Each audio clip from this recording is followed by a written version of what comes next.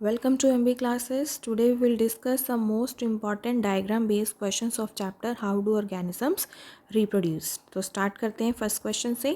Would a planaria cut vertically into two halves regenerate into two individuals or not? तो क्या answer आएगा इसका? Yes, कि वो regenerate कर सकता है and complete the figure D and E by indicating the regenerated regions. तो रीजनरेशन हमें पता है कि क्या होता है रीजनरेशन में, जिसमें भी जो भी कटेड पोर्शन या इंजर्ड पोर्शन होता है वो दोबारा से डेवलप हो जाता है. तो इसमें दोबारा से दोनों इंडिविजुअल्स जो हैं वो डेवलप हो जाएंगे.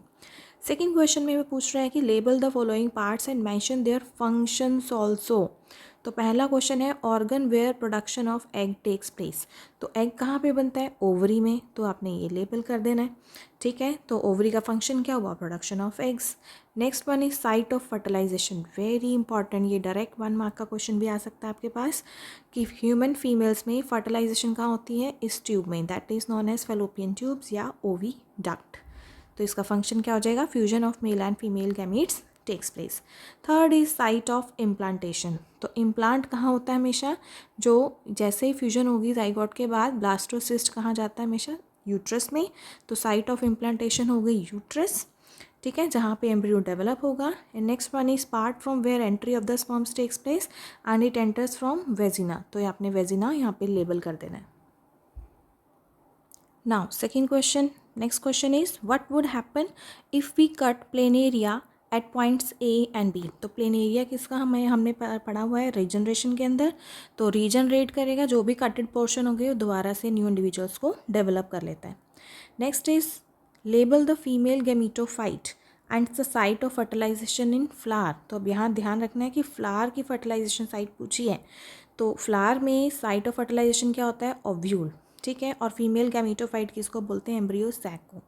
तो ये आपका एम्ब्रियो सैक है फ्लावर के अंदर, जिसमें हमने ऊपर एंटीपोडल सेल्स होती हैं, नीचे एग सेल और सिनर्जिड्स होती हैं, और बीच में क्या होती हैं? Polar nuclei. ठीक है, एम्ब्रियो सैक जिसके अंदर प्रेजेंट होगा उसको हमने क्या बोल देना है? बाहर वाला portion, that is known as ovule. तो it's very very important question. Next question है आपका flower base, that is label the 4 whorls, that is parts उसके बताने हैं. And name the gamete producing organs of the flower. तो gamete producing that is reproductive part पूछ रहे हैं. तो दैट इज एंथर हो गया, ये जैसे एंथर, और ये फिलामेंट. तो एंथर के अंदर क्या प्रोड्यूस होते हैं? Pollen grains. तो मेल गैमीट्स प्रोड्यूस होंगे. और फीमेल पार्ट कौन सा होता है इसमें? Ovary, which produces female gametes. ठीक है, दैट इज़ जो ओव्यूल्स प्रोड्यूस करता है. तो बाकी के लेबल पार्ट कर देने हैं, जैसे कि जो भी ग्रीन वाला पोर्शन होगा it is known as sepals. Coloured leaves वाला पोर्शन होगा पेटल्स. जो मेल पार्ट है दैट इज़ स्टेमन, जिसका मेन पार्ट क्या होता है? एंथर और फिलामेंट. तो बहुत सारे स्टेमन्स होंगे तो उसको एंड्रोशियम बोल देते हैं. इसी तरह से फीमेल पार्ट में stigma, style, ovary, that is known as carpel, और नंबर ऑफ कार्पल्स को हम क्या बोलते हैं? गाइनीशियम.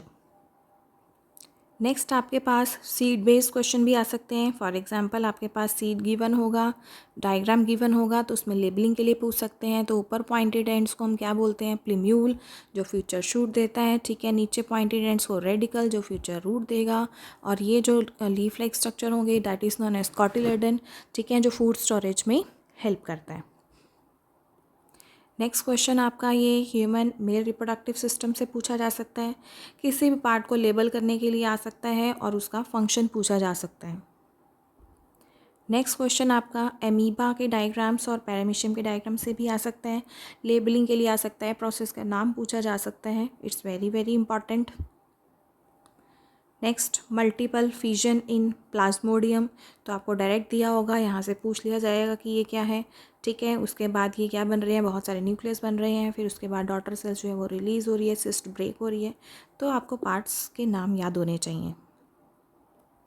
नेक्स्ट हाइड्रा का डायग्राम भी पूछा जा सकता है.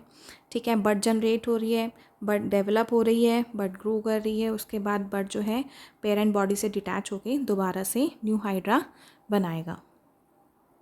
Next one is fragmentation in spirogyra. तो ये आपके पास ये इस तरह से क्वेश्चन आ सकते हैं, कुछ most important diagram based questions. तो एग्ज़ाम से पहले सारे डायग्राम बेस्ड क्वेश्चन अच्छे से प्रिपेयर करके जाने हैं. बाकी के most important questions next videos में कवर अप करते हैं. तब तक के लिए do share, like and subscribe this channel. Thank you.